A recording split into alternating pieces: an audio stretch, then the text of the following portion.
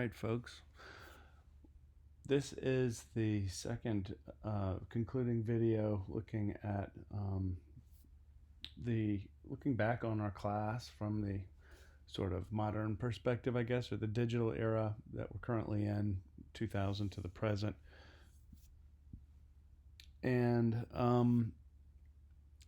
given that, you know, you all are most familiar, having grown up in this time period, with this era, there's little that I will, pretend to tell you of value that you don't already know, given, that this is really your, the music that's most strongly connected with your experience of growing up and, of your lives. And so I think what I can do that will help you most will be to offer different ways of understanding, different perspectives and academic ways of understanding that music, as opposed to going over, who the artists are and how many, streams they had and that type of thing. So, for this video, I want to look at a few common threads that we see and have seen that continue, that really tie music of any era, popular music of any era, together.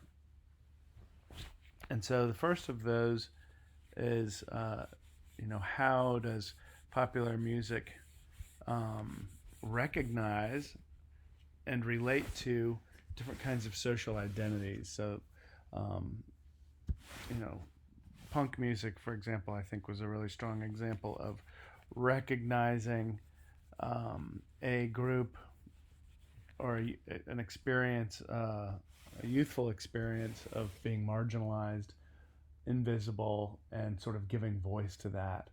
There are plenty of examples, with Queen or David Bowie, where you've got marginalized sexual identities that are given voice and brought into a place of visibility and recognition and honored in that way. And so music has this way of speaking on behalf of and representing different kinds of groups of people, and that's why, for record companies at least, and much of the music business, genre equates to market segment. And so when you're talking about marketing to, contemporary country music, there's already this sort of image that is understood in terms of the demographics and, the sort of scene of what the typical country listener is like. Another common thread would be, technology and business. What are the major innovations of a given period, and how do they impact not only the sort of aesthetic or the feel, flavor, and evaluation in terms of is it beautiful or not, of that moment in time, but also how do they enable or impact the operations of commerce. Another one would be institutions and strategies. And here we're talking about the sort of business infrastructure. So we saw, for example, the rise of Tin Pan Alley and the performing rights organizations. By the time of World War II, all of that was sort of in place so that the growth that we see in the 1940s to present is really prepared and supported by the institutions themselves.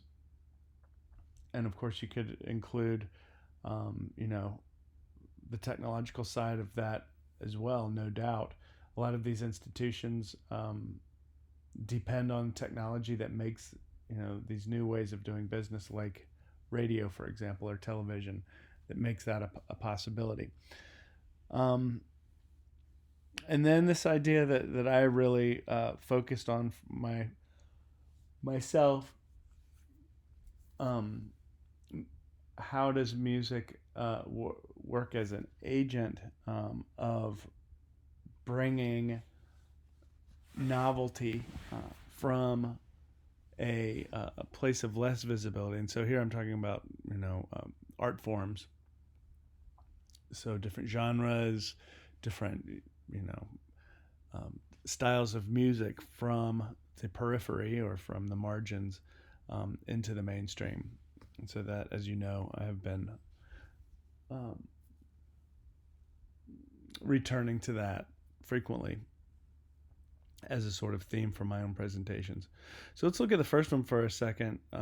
As we mentioned, with music and identity, music clearly works as a marker for group affiliation, and those groups can be reorganized along a lot of different boundaries, whether they're racial, social, economic, geographic, you name it. So music belongs sort of in that conversation as a force for gathering and organizing of people. That's why it is popular, right? Populus. You got the Latin root is in there for people. So there's a power there that is important to recognize when you're discussing the history of popular music. And so you can apply this concept to any of the periods that we've looked at and see how it's organizing people. Primary among those would be the sort of racial and social dimension. We've noticed, for example, a recurrent theme of white fascination with, quote, black music through the jazz era of the 1920s, if not earlier, on through. And so there's different sort of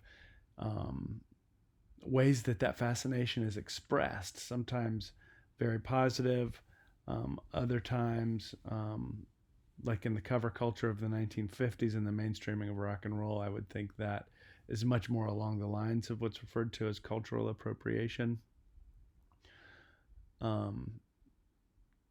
And so that is a sort of theme or motif of the history of popular music that you can recognize and apply when you're discussing it, in almost any time period. There's also the social dimension, which shows us, for example, the sexual revolution, in which the sort of innocence of the 1950s and before is sort of exploded progressively in the 1960s and after, to the point where artists are becoming as graphic and as explicit as possible in order to stake their value claim in terms of continuing to shock, and it takes, every time we're shocked by something at one level, it takes a stronger, more offensive shock to, or effort to then shock people again. And so this is something, unfortunately, that's been seems like it's ready to, for something new, right? We've been playing this game of how sexually shocking can you be now, at least since the I would say the late 60s. And that's just on the mainstream side. But if you look back into, the jump blues, and really all blues music, oftentimes uses innuendo, double entendre, where there's a separate sort of subtext going on in the lyrics. I think the clearest example of that would be Keep On Churnin' by Wynonie Harris, which you can go back to the 40s and 50s playlist and listen to that, and it's very evident, um, that he intends to shock, but it's sort of, it's not graphic. It's actually artfully done, as opposed to, some of the more current attempts to just, you know, um, put sexuality in a very direct um, way into people's face without, necessarily having any other artistic goal, I suppose. Um, so sexuality, I think, is probably the clearest of those. But constructions of gender, constructions of different kinds of identity. We saw in, for example, the Hip Hop Beyond Beats and Rhymes video. Class distinction. Um, the United States has a class mobility that is sort of unique unto itself, as opposed to the UK, where it's really a matter of, you know, family station is set, and um, there's no real mobility there. And so the idea of nobility here in the United States is something that's attainable, right? And so music is popular music plays up on that, and so artists enjoy showing themselves in their mobility, even though the experience of doing that, at least once you get more and more industry players involved, like record labels, usually has the opposite effect, where artists don't realize how much debt they're in and end up, um, not nearly as rich as their music videos might suggest. Um, so, music performance has been a social performance, um, at least since the time of the troubadours, right? So I'm talking about the Middle Ages now, where the journalists, right, the news crew of the day were oftentimes poets who would memorize thousands of lines of verse and then travel the countryside um, and deliver that information in exchange for lodging and food. And so that was a very real type of performance that kept them sheltered and fed, for sure, but also in a recognized social position where they didn't necessarily belong to a certain class, but they're outside of the class system. And so we see that with the itinerant bluesmen of the 1930s and 40s, where 99% of African Americans coming out of sharecropping, or in the early post slavery years, did not have any dream of mobility. And so here you've got these guys with guitars hopping on trains, and there was this sort of musicians version of the Underground Railroad, where you've got instead of the attempt to free slaves, they just had a network of houses and people throughout their touring area, where they were able to experience a lot of freedom in terms of movement around from area to area. That was really quite unique at the time. When we talk a little bit about generational identity, music shows us in the post 2000, time period, at least, that there's a continuous splintering of identity that becomes more and more narrow. And so until you finally arrive where we are now, with, instead of a choice of 2 or 3 radio stations that represent a limited number of different kinds of musical scenes, I guess you could say, now people are in a position to program their own playlist in a highly customizable way. And so we've seen a progressive narrowcasting from broadcasting to narrowcasting um, of music for for today's young people, I guess you could say. Um,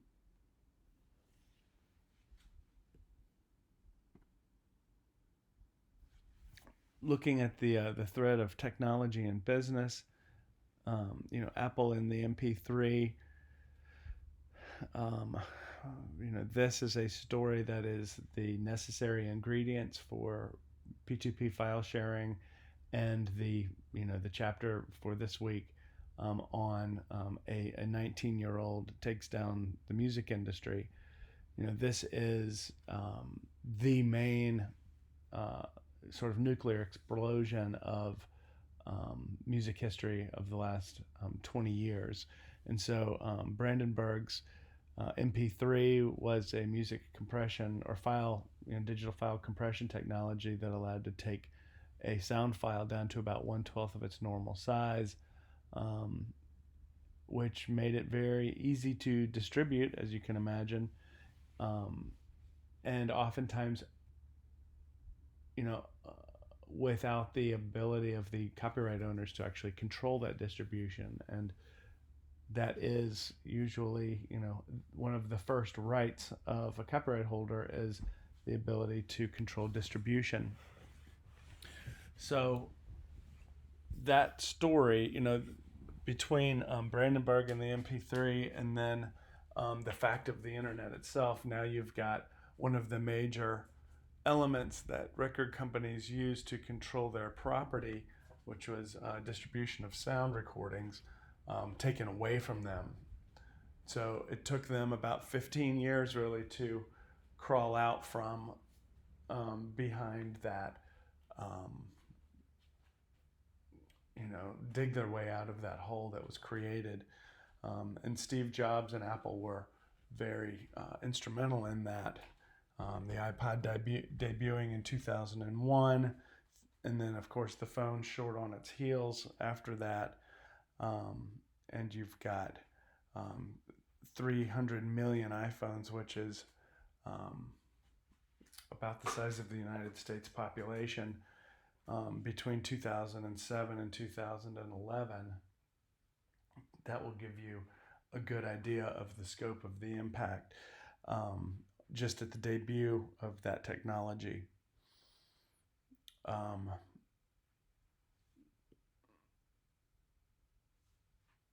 There were some holdouts in terms of music business royalty, like Zeppelin and the Beatles, who resisted being part of that family, the sort of Apple umbrella. And that only worked to create more demand, because when they did finally agree, you can see, 5 million songs in 2 months is not too bad. So that's when the Beatles agreed in November of 2010 to join in with Apple Music and iTunes, or iTunes as the predecessor to Apple Music. So the Recording Industry Association of America, the RIAA, they were. That's a group that's composed of the CEOs of all of the major labels, and so they were in the crosshairs, directly in the crosshairs of the sort of free music problem, because it was their property that was being distributed. And so their initial response was just to go on a sort of lawsuits everywhere, right? So there was, I think, some people referred to it as grade schoolers and grandparents, meaning that they brought lawsuits against the very young and the very old to show that nobody was safe. And of course this alienated their fan base and created more sort of rebellion against their ability to control this. And so internet piracy became almost a cat and mouse game, where the labels would shut down one site and then three others would pop up. And so this is kind of the story of the 2010s, before there was a way to kind of make music from streaming, which is, now remains pretty uncertain when you look at how much money is generated, or is more clearly not generated on a given stream. I think YouTube probably being the most egregious example, generating something like 1,000th of a penny per stream.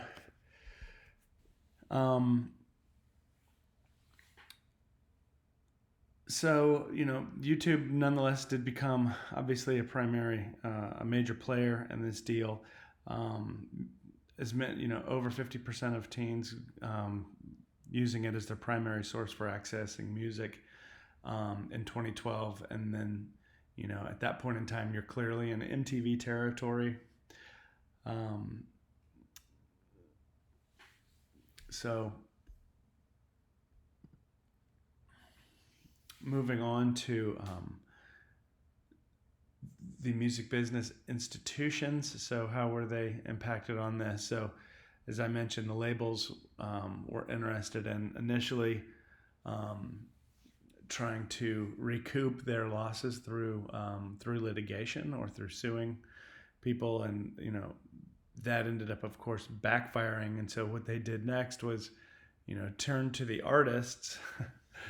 And so the 360-degree record deal basically recognized that there was no money to be made, or that the audio recording had taken on almost just a promotional value, kind of like the music video had in the past, meaning that there was little to no money there any longer. And so the record companies said, we won't be signing anybody unless they give those new artists give the labels a cut of their various areas of revenue, which would most importantly be touring, merchandise, and songwriting. And so that's sort of an interesting reversal that shows you the level of desperation that the labels had gotten to, and why I still consider this to be a really good time to be an independent artist. The MP3 and the internet and the whole distribution thing ended up putting the commercial studio almost out of business completely, because of the fact that music production had become so democratized, meaning that it had fallen out of the hands of gatekeepers, like record companies, for example, and into the hands of anybody with a couple $1,000s to get a good computer, some software, and some microphones. And so the impact of that, was that by 2004, the number one selling CD was a blank CD that you could record on, so a CDR. By 2010, in the middle 2000s, labels were down $6 billion per year.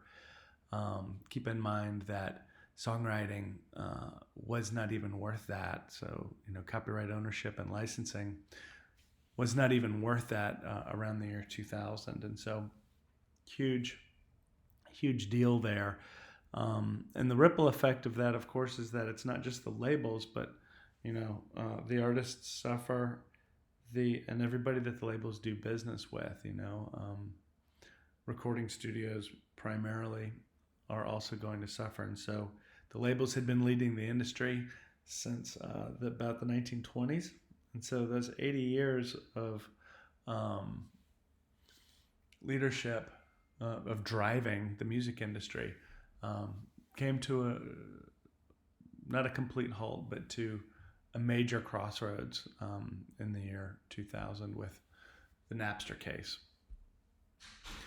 And so what this has done is it precipitated the move from the big six in the 1990s on down to just half of that, with Universal, Sony, and Warner as really the remaining major record labels. And so if you look at these guys as, representing the mainstream, that means that 75 to 85% of all music that you hear on the radio, or that is promoted heavily on your favorite streaming service, or that is represented in music awards and the like, are they are all owned by just three companies. And this is another reason why I think the opportunity is so strong right now for independent artists, because three companies does not represent a lot of diversity, obviously. And so it's a good time to bring something new when everything that is popular is, represented by so few, I guess. On the infrastructure side, so talking about institutions, the institution of radio underwent major change with the 1996 Telecommunications Act. That was one important step in a few related steps that basically took away the limits of how many radio stations any owner could own, from what had been 6 stations to 12 stations, maybe 20 stations maximum. And then you get someone after the Telecommunications Act, the Clear Channel was able to buy up 1,200 radio stations and 39 television stations. And so, you talk about the impact of that. I call that blandification, or the increase of sameness, which is homogeneity. If you feel like you go through the radio dial and everything sounds the same, there's probably a good reason for that. Now, Clear Channel, sort of broke apart because they became overextended and turned into, or was bought out by, iHeartRadio. But the point here is that what we have seen in the last 20 years has been centralization to the point of almost implosion. Now, we haven't seen the same implosion with the majors just yet, but I'm not suggesting that we necessarily will. But on the corporate side, it's been highly, highly centralized in this last 20 years.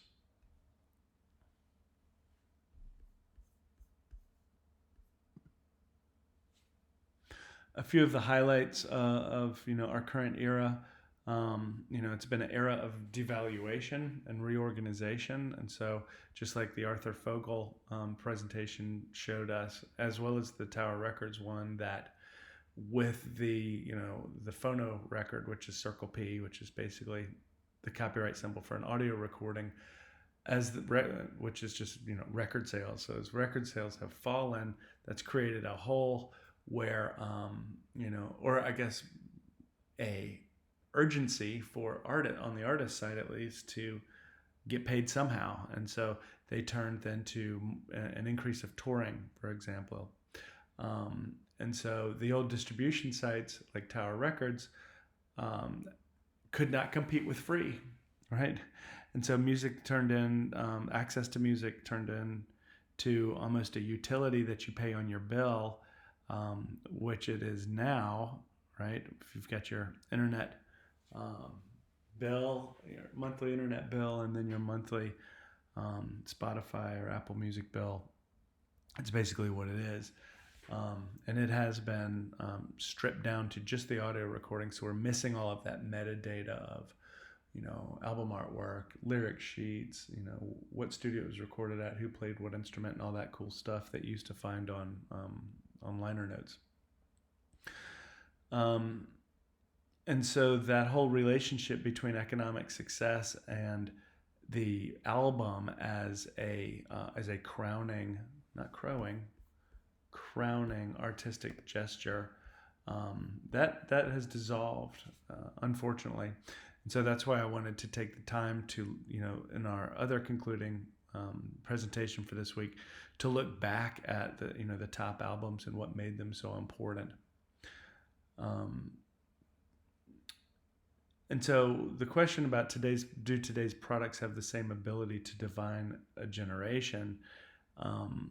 It's almost better to ask that as to do today's services have the same ability to define a generation as products did in earlier generations. And by services, not just Spotify, but also the concert industry as a service industry. So creating experiences as the focal point rather than, and merchandise being part of those experiences, but it's the larger experience that has been the area of investment for many in the concert industry.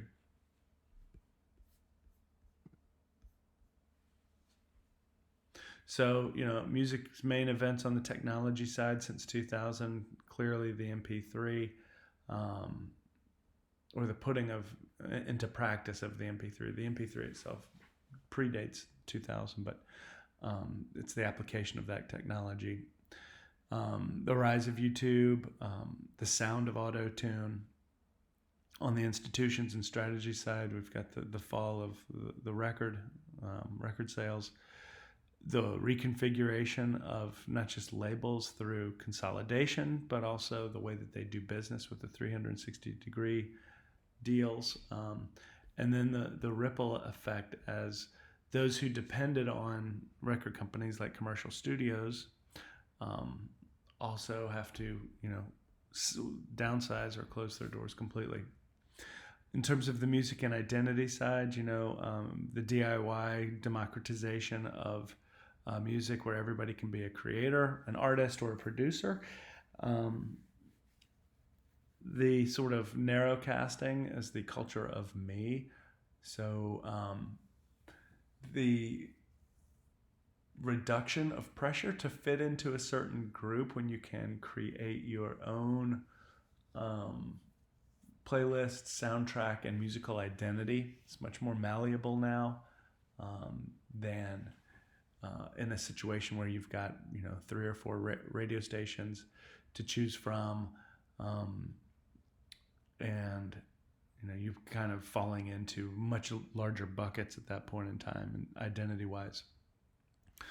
Centers and peripheries. So the mainstream itself. Entering into the mainstream, like marginal genres, R&B, heavy metal, soul, country, and Western. The mainstream itself is, with YouTube views and streams, is now much more sort of in play than the traditional, I have a major record deal, right? So it's not as easy to rubber stamp a mainstream artist via a major record deal as it was before. And in parallel to that, the predominance of the United States, historically has been, you can take U.S. figures and multiply them times 3 to get the global figures, and so the U.S. has been 1/3 of all of global music revenue, and now the United States and Japan are now tied with the same size markets. Germany, UK, so all of Western Europe equals about that same size, and then you've got some huge markets that are gaining a lot of momentum, India and China in particular.